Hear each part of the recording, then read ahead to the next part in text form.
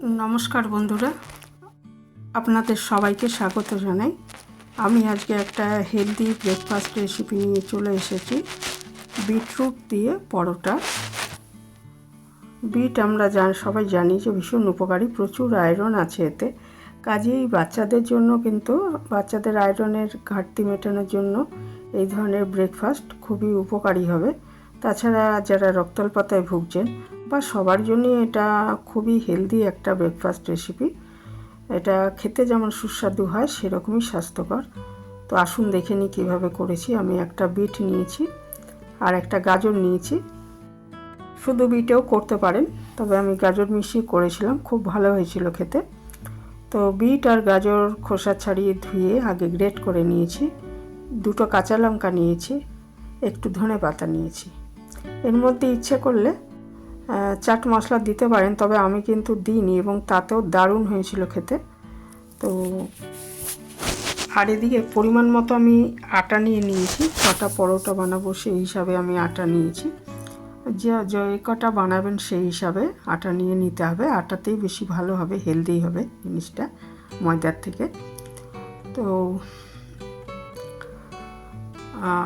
নুন দিয়ে দিলাম, এতে পরিমাণ নুন দিয়ে ভালো মতো আটাটা মিশিয়ে নিচ্ছি। তারপর এতে যে সবজিগুলো গ্রেট করে রেখেছি, অর্থাৎ বিট, গাজর আর একটু লঙ্কা কুচি এবং একটু ধনেপাতা কুচি, এগুলো সব দিয়ে আমি ভালো মতো আটাটা মেখে নিচ্ছি। জল প্রায় লাগবেই না, খুব সামান্য জল লাগবে, কারণ বিটের থেকে এবং গাজরের থেকে অনেকটা জল ছেড়ে যাবে। কাজেই জলটা প্রথমেই দেবেন না, প্রথমে আগে একটুখানি এইভাবে মেখে তারপরে আস্তে আস্তে অল্প অল্প করে জল মিশিয়ে এটা ডোটা তৈরি করে নিতে হবে, না হলে বেশি নরম হয়ে যাবে। বেশি নরম হয়ে গেলে আবার আটা মেশাতে হবে, সেই জন্য অল্প অল্প করে জলটা মেশাতে হবে। আর পরোটা বানাবো, কিন্তু আমি এর মধ্যে কোনো তেল বা ঘি মেশাইনি। ভাজার সময় আমি ঘি ব্যবহার করেছি পরোটাগুলো ভাজার সময়।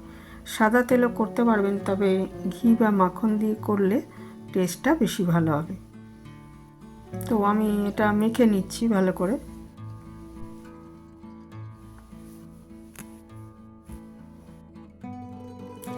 খুব সামান্য জল মেশাচ্ছি, সামান্য জল মিশিয়ে মিশিয়ে এটাকে মেখে নিচ্ছি আমি।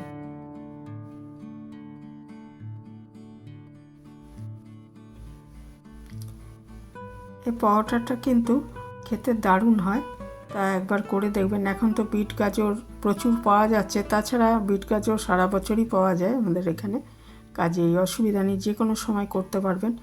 খুবই হেলদি একটা ব্রেকফাস্ট তৈরি হবে যদি এইভাবে করেন, এবং ডিনারেও খেতে পারবেন। আর বাচ্চারা তো সস বা গুড় দিয়ে খেতে পারে, ভালো লাগবে। আর বড়রা রায়তা বা কোনো তেঁতুলের চাটনি বা পুদিনার চাটনি বা ধনেপাতার চাটনি, যে কোনো চাটনির সাথে এটা খেতে খুব ভালো লাগবে। ধনেপাতা বা পুদিনার চাটনির সাথে খুব ভালো লাগবে, বা রায়তার সাথে খুব ভালো লাগবে। তো এখানে আমি দেখুন মাখা হয়ে গেছে, এবং এই যে 6টা গোলা করে নিয়েছি, হাতটা পর্যন্ত গোলাপি হয়ে গেছে। ভীষণ সুন্দর লাগে এই পরোটাগুলো দেখতে, আর খেতেও সেরকমই সুস্বাদু। তো যারা এইভাবে কখনো বানাননি, বানিয়ে দেখতে পারেন। আর আমি দেখুন এগুলো বেলে নিচ্ছি এক একটা করে পরোটাগুলো। আর আমি সব পরোটাগুলো আগে তাওয়ায় সেঁকে নেব, তারপরে ঘি দিয়ে ভাজবো। না হলে ঘি বা তেলটা বেশি টানবে আর খেতেও ভালো লাগবে না। আগে তাওয়ায় এগুলো সব বেলে নিয়ে, পরোটাগুলো বেলে নিয়ে আগে তাওয়ায় সেঁকে নিতে হবে ভালো করে। প্রত্যেকটা সেঁকা হয়ে গেলে তারপরে আস্তে আস্তে এগুলো এক একটা করে ঘি দিয়ে ভাজবো। তাহলে আমি ঘিতেই ভেজেছিলাম, দারুণ হয়েছিল খেতে।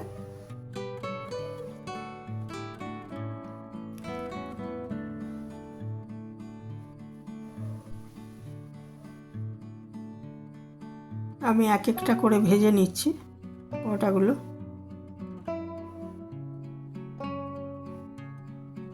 খুবই সুস্বাদু এবং হেলদি একটা রেসিপি।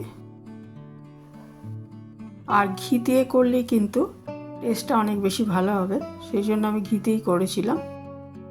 তাছাড়া সাদা তেল, বাদাম তেল, সয়াবিন তেল বা যে কোনো অলিভ অয়েল, যে কোনো সাদা তেলই করতে পারবেন।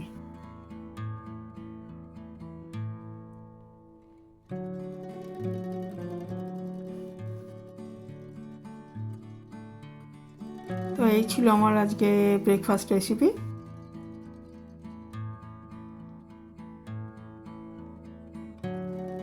এখানে শেষ করছি। ভালো থাকবেন সবাই।